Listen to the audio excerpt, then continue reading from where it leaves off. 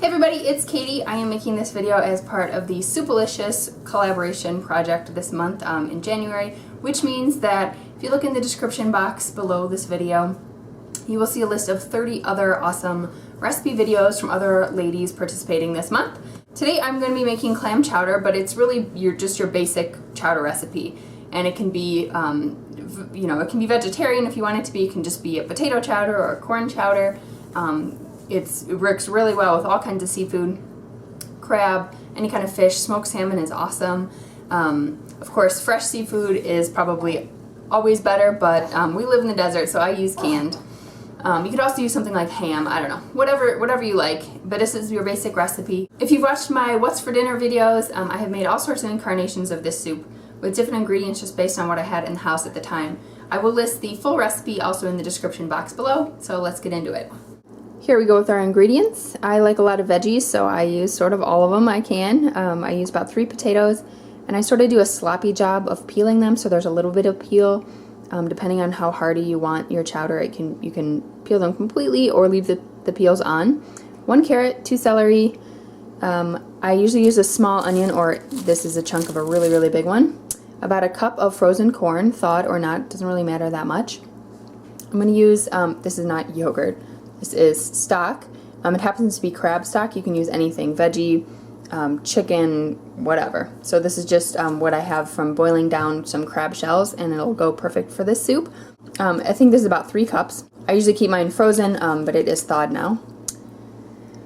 There is 2 tablespoons of butter, a 1/4 cup of flour, half and half. We're going to use about a cup, give or take, depending on what you like. A can of clams. Normally I use 2 cans, but I only have 1 today. And bay leaves and thyme, and then salt and pepper just to taste. I'm going to get chopping and get started. Our onions and celery and carrots, and also 2 garlic cloves that I forgot to mention before, are all in the pot with our butter, cooking over low-medium heat for about 5 minutes just until they get tender. Next is a bay leaf and a teaspoon of thyme. And we'll just go for maybe 30 seconds or so. Okay, stirring in 1/4 cup of flour. You don't want it to brown, so I'm going to give it just about a minute or so. And then the next thing will be my stock and my potatoes.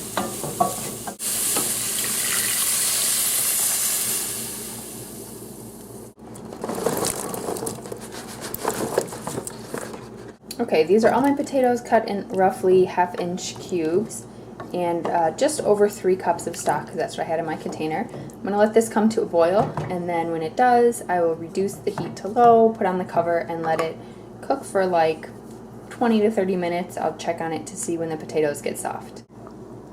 Alright, it has been exactly 30 minutes. My potatoes are ready, so I add my half and half. This is 1 cup. And you can probably use some non-dairy cream type thing. And this would work if you want it a little less rich. You can just use milk. Heavy cream is too rich for me. Half and half is about good. It gets that chowdery look. It smells like the shore in here in a good way. Alright, I'm adding my can of clams with all the juices. You can take the juices. Oh no. Fail. Drop the can.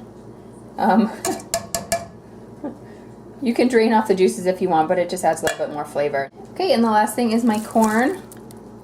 This is about a cup. And that's pretty much it. I'll just let it simmer another few minutes so the flavors combine.